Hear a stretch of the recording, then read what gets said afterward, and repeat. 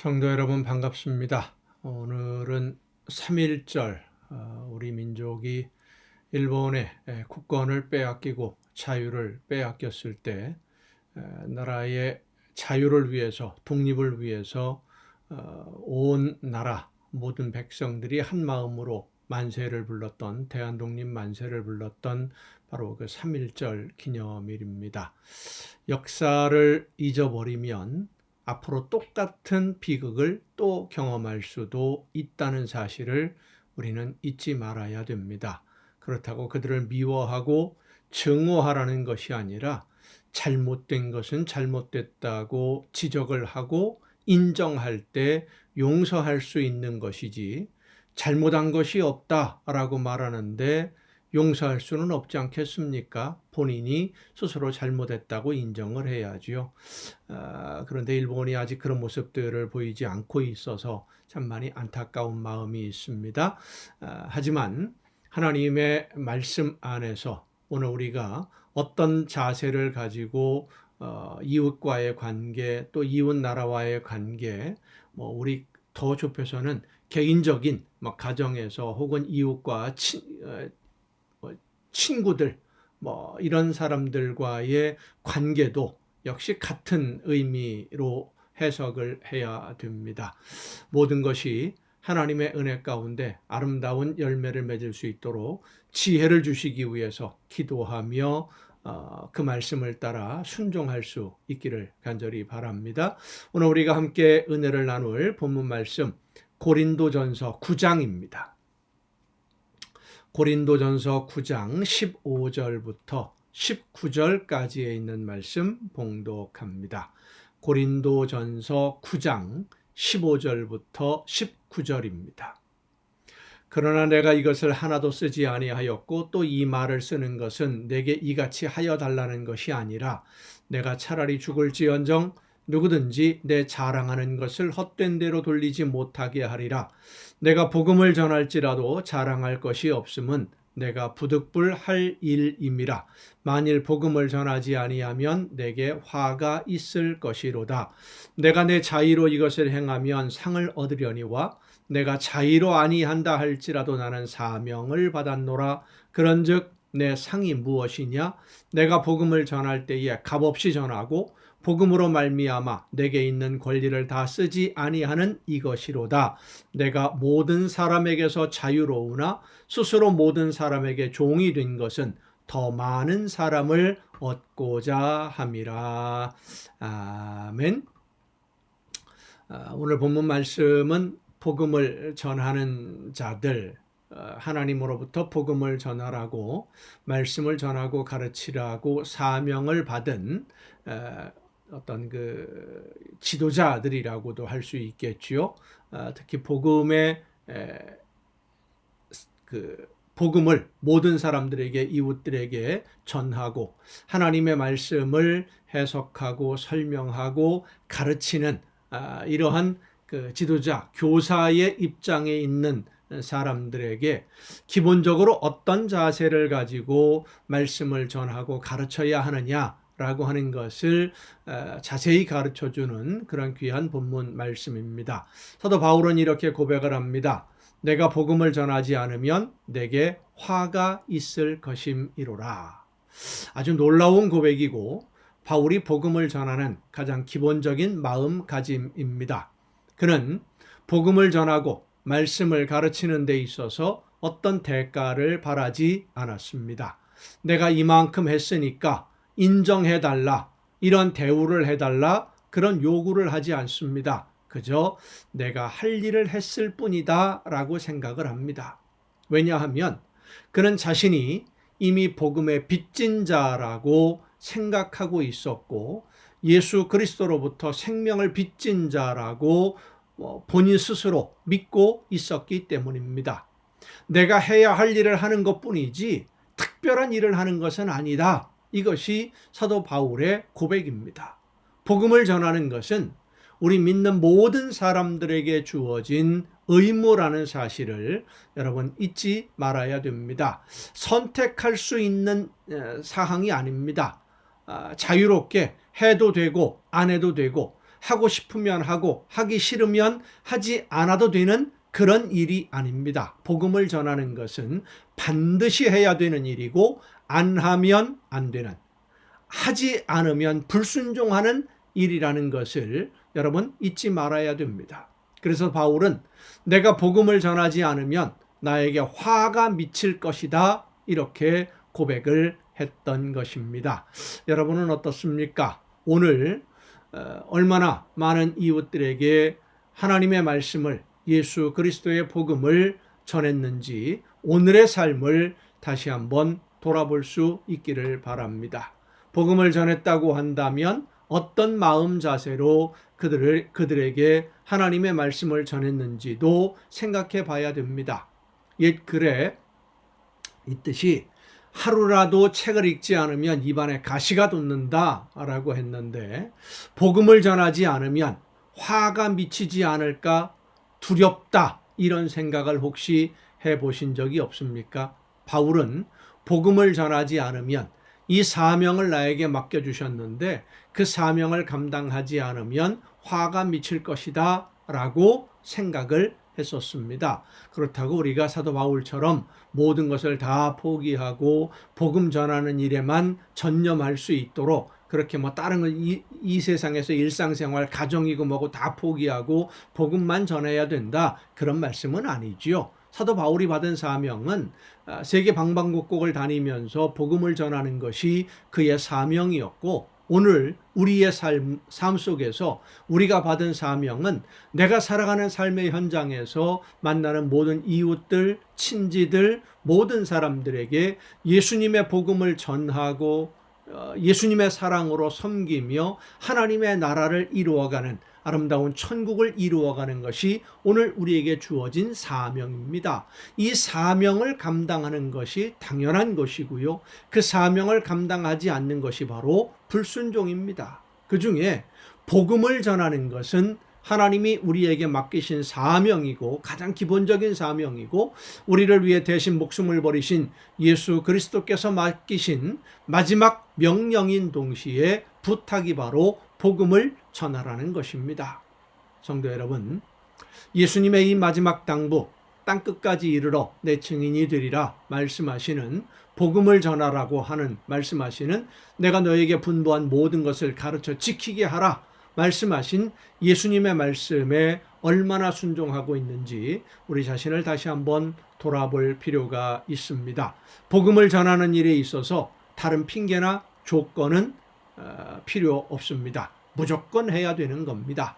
듣든지 안 듣든지, 때를 얻든지 못 얻든지 복음을 전하기 위해서 오늘 내가 살고 있다는 사실을 여러분 잊지 마시기를 바랍니다.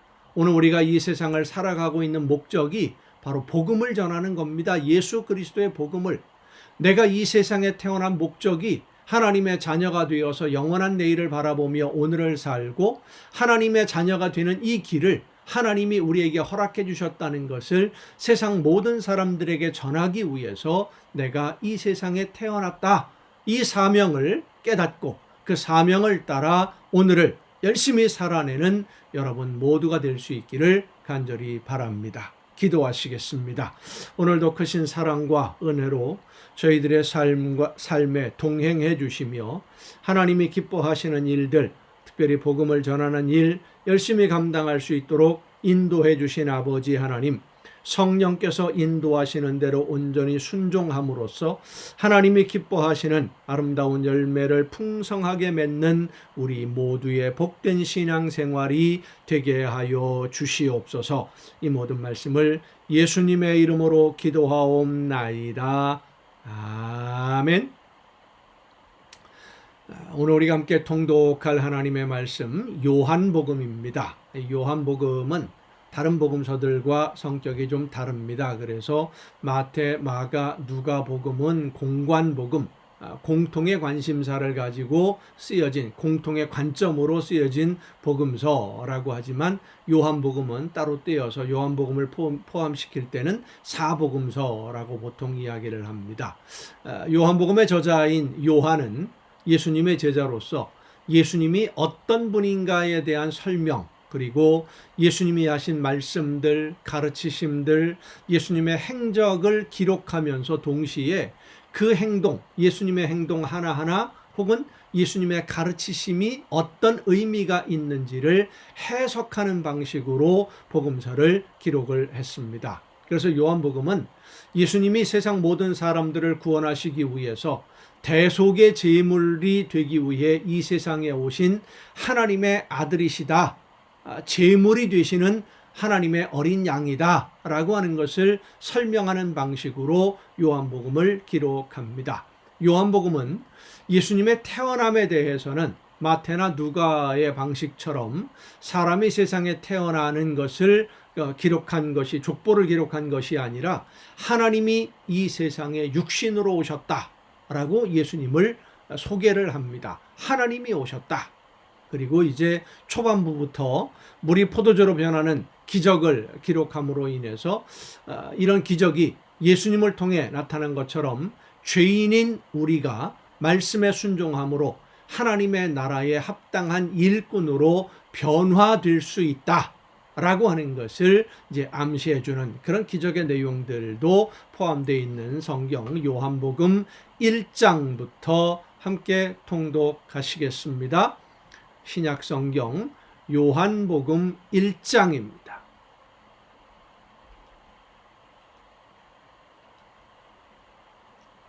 태초에 말씀이 계시니라. 이 말씀이 하나님과 함께 계셨으니 이 말씀은 곧 하나님이시니라. 그가 태초에 하나님과 함께 계셨고 이 말씀이 곧 하나님이시고 예수님이시다라는 것을 지금 설명하는 겁니다. 하나님과 함께 계셨고 만물이 그로 말미암아 지은 바 되었으니 지은 것이 하나도 그가 없이는 된 것이 없느니라. 그 안에 생명이 있었으니 이 생명은 사람들의 빛이라. 빛이 어둠의 빛이 되어 어둠이 깨닫지 못하더라. 하나님께로부터 보내심을 받은 사람이 있으니, 자 5절까지는 예수님에 관한 설명이죠. 하나님이시고 말씀이시고 빛이고 이 빛이 사람들에게 비추었다. 세상에 오셨는데 사람들이 알지 못했다라는 얘기입니다. 하나님께로부터 보내심을 받은 사람이 있으니 그의 이름은 요한이라. 그가 증언하러 왔으니 곧 빛에 대하여 증언하고 모든 사람이 자기로 말미암아 믿게 하려 함이라. 누구를 믿습니까? 빛을, 생명을, 예수님을 믿게 하려고 요한이 이 세상에 그런 사명을 가지고 왔다는 거죠. 그는 이 빛이 아니요 이 빛에 대하여 증언하러 온 자라. 참빛 곧 세상에 와서 각 사람에게 비추는 빛이 있었나니 그가 세상에 계셨으며 세상은 그로 말미암아 지은 바 되었으되 세상이 그를 알지 못하였고 자기 땅에 오매 자기 백성이 영접하지 아니하였으나 영접하는 자 곧 그 이름을 믿는 자들에게는 하나님의 자녀가 되는 권세를 주셨으니 이는 혈통으로나 육정으로나 사람의 뜻으로 나지 아니하고 오직 하나님께로부터 난 자들이니라. 말씀이 육신이 되어 우리 가운데 거하심에 육신으로 예수님이 오셨다라는 것을 이제 설명한 겁니다. 우리가 그의 영광을 보니 아버지의 독생자의 영광이요 은혜와 진리가 충만하더라. 요한이 그에 대하여 증언하여 외쳐 이르되 내가 전에 말하기를 내 뒤에 오시는 이가 나보다 앞선 것은 나보다 먼저 계심이라 한 것이 이 사람을 가리킴이라 하니라. 우리가 다 그의 충만한 데서 받으니 은혜 위에 은혜로라. 율법은 모세로 말미암아 주어진 것이요 은혜와 진리는 예수 그리스도로 말미암아 온 것이라. 본래 하나님을 본 사람이 없으되 아버지 품속에 있는 독생하신 하나님이 나타내셨느니라. 사람은 하나님이 나타내 보이신 만큼만 알 수 있는 겁니다. 근데 예수님이 사람으로 이 세상에 오심으로써 하나님이 이 세상에 오심으로써 하나님이 어떤 분이신지를 나타내 보여주셨는데 그분이 바로 예수님이다 라는 설명입니다. 유대인들이 예루살렘에서 제사장들과 레위인들을 요한에게 보내어 세례 요한입니다. 요한에게 보내어 네가 누구냐 물을 때에 요한의 증언이 이러하니라. 요한이 드러내어 말하고 숨기지 아니하니 드러내어 하는 말이 나는 그리스도가 아니라 한데 또 묻되 그러면 누구냐? 네가 엘리야냐? 이르되 나는 아니라. 또 묻되 네가 그 선지자냐? 대답하되 아니라. 또 말하되 누구냐? 우리를 보낸 이들에게 대답하게 하라. 너는 네게 대하여 무엇이라 하느냐? 이르되 나는 선지자 이사야의 말과 같이 주의 길을 곧게 하라고 광야에서 위치는 자의 소리로라 하니라. 그들은 바리새인들이 보낸 자라. 또 물어 이르되 네가 만일 그리스도도 아니요 엘리야도 아니요 그 선지자도 아닐진데 어찌하여 세례를 베푸느냐. 요한이 대답하되 나는 물로 세례를 베풀거니와 너희 가운데 너희가 알지 못하는 한 사람이 섰으니 곧 내 뒤에 오시는 그이라. 나는 그의 신발끈을 풀기도 감당하지 못하겠노라 하더라. 이 일은 요한이 세례 베풀던 곳 요단강 건너편 베다니에서 일어난 일이니라. 요한이 물로 세례를 베풀고 회개에 대해서 가르쳤지만 사람이 근본적으로 변하지는 않습니다. 아무리 결심을 해도. 그런데 예수님으로 말미암아 성령이 임하시고 성령의 은혜 역사 가운데 성령의 역사하심에 순종할 때 모든 것이 사람의 모든 것, 우리의 모든 것이 완전하게 새로운 사람으로 변화되게 되는 놀라운 역사와 은혜를 경험하게 될 줄로 믿습니다. 이튿날 요한이 예수께서 자기에게 나아오심을 보고 이르되 보라 세상 죄를 지고 가는 하나님의 어린 양이로다. 내가 전에 말하기를 내 뒤에 오는 사람이 있는데 나보다 앞선 것은 그가 나보다 먼저 계심이라 한 것이 이 사람을 가리킴이라. 나도 그를 알지 못하였으나 내가 와서 물로 세례를 베푸는 것은 그를 이스라엘에 나타내려 함이라 하니라. 요한이 또 증언하여 이르되 내가 보매 성령이 비둘기같이 하늘로부터 내려와서 그의 위에 머물렀더라. 나도 그를 알지 못하였으나 나를 보내어 물로 세례를 베풀라 하신 그이가 나에게 말씀하시되 성령이 내려서 누구 위에든지 머무는 것을 보거든 그가 곧 성령으로 세례를 베푸는 이인 줄 알라 하셨기에 내가 보고 그가 하나님의 아들이심을 증언하였노라 하니라. 또 이튿날 요한이 자기 제자 중 두 사람과 함께 섰다가 예수께서 건의심을 보고 말하되 보라 하나님의 어린 양이로다. 두 제자가 그의 말을 듣고 예수를 따르거늘 하나님의 어린 양 대속죄 이래 이스라엘 온 백성들의 죄를 대신해서 하나님께 드려지는 제물의 양을 보통 하나님의 어린 양이라고 표현을 합니다. 두 제자가 그의 말을 듣고 예수를 따르거늘 예수께서 돌이켜 그 따르는 것을 보시고 물어 이르시되 무엇을 구하느냐. 이르되 랍비여 어디 계시오니까 하니 랍비는 번역하면 선생이라. 예수께서 이르시되 와서 보라. 그러므로 그들이 가서 계신 데를 보고 그날 함께 거하니 때가 10시쯤 되었더라. 요한의 말을 듣고 예수를 따르는 두 사람 중에 하나는 시몬 베드로의 형제 안드레라. 그가 먼저 자기의 형제 시몬을 찾아 말하되 우리가 메시아를 만났다 하고 메시아는 번역하면 그리스도라. 데리고 예수께로 오니 예수께서 보시고 이르시되 내가 요한의 아들 시몬이니 장차 게바라 하리라 하시니라. 게바는 번역하면 베드로라. 이튿날 예수께서 갈릴리로 나가려 하시다가 빌립을 만나 이르시되 나를 따르라 하시니 빌립은 안드레와 베드로와 한 동네 베세다 사람이라. 빌립이 나다나엘을 찾아 이르되 모세가 율법에 기록하였고 여러 선지자가 기록한 그 일을 우리가 만났으니 요셉의 아들 나사렛 예수니라. 나다나엘이 이르되 나사렛에서 무슨 선한 것이 날 수 있느냐. 빌립이 이르되 와서 보라 하니라. 나다나엘은 선입관을 가지고 있는 사람이지요. 나사렛이라는 동네에서 하나님의 보내신 그리스도 구원자가 올 수 없다. 율법에 그런 기록이 없다라는 것을 지금 이야기하고 있는 겁니다. 근데 빌립이 더 이상 설명하기 어려우니까 직접 와서 만나봐 라고 얘기한 거죠. 예수께서 나다나엘이 자기에게 오는 것을 보시고 그를 가리켜 이르시되 보라 이는 참으로 이스라엘 사람이라 그 속에 간사한 것이 없도다. 나다나엘이 이르되 어떻게 나를 아시나이까. 예수께서 대답하여 이르시되 빌립이 너를 부르기 전에 네가 무화과 나무 아래에 있을 때에 보았노라. 나다나엘이 대답하되 랍비여 당신은 하나님의 아들이시요 당신은 이스라엘의 임금이로소이다. 예수께서 대답하여 이르시되 내가 너를 무화과 나무 아래에서 보았다 함으로 믿느냐. 이보다 더 큰 일을 보리라. 또 이르시되 진실로 진실로 너희에게 이르노니 하늘이 열리고 하나님의 사자들이 인자 위에 오르락내리락 하는 것을 보리라 하시니라. 2장입니다. 자, 이 나다나엘은 과연 예수님의 어떤 제자가 되었을까요? 요한복음을 계속 읽다 보면 나다나엘이 어떤 역할을 했는지를 알 수 있게 됩니다. 2장입니다.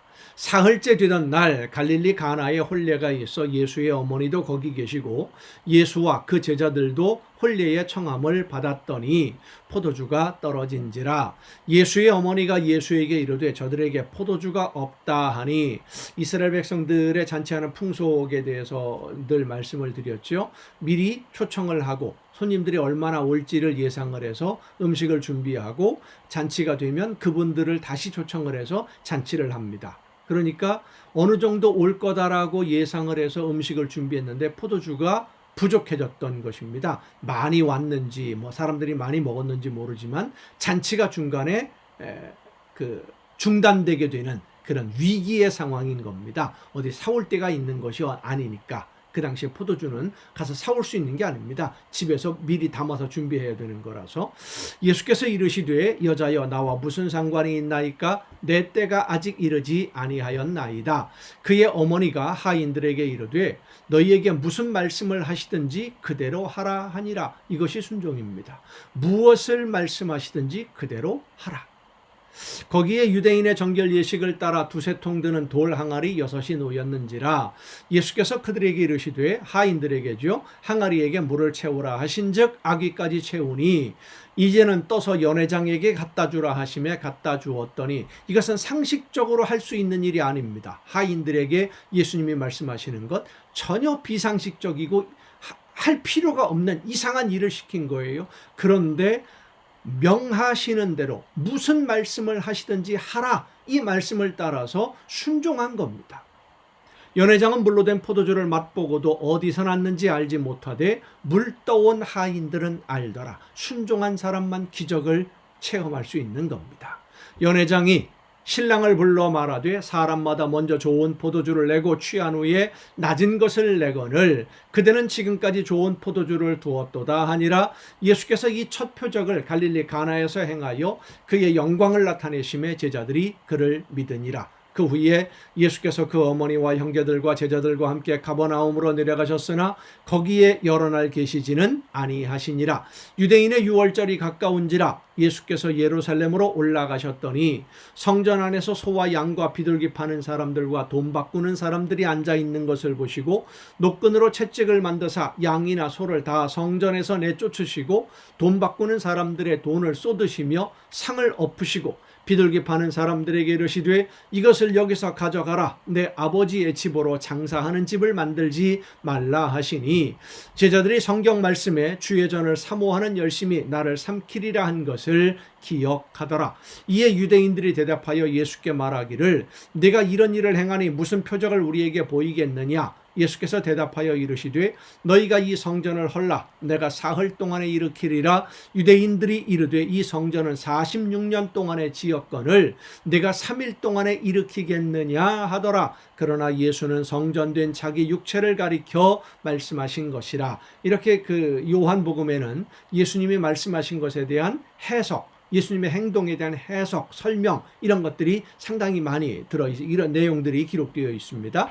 죽은 자 가운데서 살아나신 후에야 제자들이 이 말씀하신 것을 기억하고 성경과 예수께서 하신 말씀을 믿었더라. 6월절에 예수께서 예루살렘에 계시니 많은 사람이 그의 행하시는 표적을 보고 그의 이름을 믿었으나 예수는 그의 몸을 그들에게 의탁하지 아니하셨으니 이는 친히 모든 사람을 아심이요 또 사람에 대하여 누구의 증언도 받으실 필요가 없었으니 이는 그가 친히 사람의 속에 있는 것을 아셨음이니라. 아멘. 지금 당장 보기에는 사람들이 칭송하고 많이 믿고 따를 것 같지만 언제 그들의 상황이 변할지, 사람의 마음이 어떻게 변하는지를 예수님은 이미 아시고 계신다라는 것이죠. 내가 원하는 것을 얻지 못하게 되었을 때 오늘의 친구가 적이 될 수도 있다고 하는, 내일의 적이 될 수 있다고 하는 그런 사람의 그 욕심에 가득한 마음을 아시기 때문에 많은 사람들이 예수님을 따르려고 했지만 그들을 의지하지 않았고 그들과 함께 하지도 않았다라고 하는 것은 참 안타까운 그 우리들의 모습입니다마는 성령의 인도하심을 따라 온전히 순종함으로써 하나님이 기뻐하시는 일들로 열매를 맺어서 하나님을 기쁘시게 하고 또한 예수님도 예수님께 기쁨을 드리는 여러분 모두가 될 수 있기를 간절히 바랍니다. 오늘도 수고 많으셨습니다. 내일 또 정한 이 시간, 이 가정 예배를 통해서 여러분 모두 함께 다시 만날 수 있기를 바랍니다. 내일 뵙겠습니다.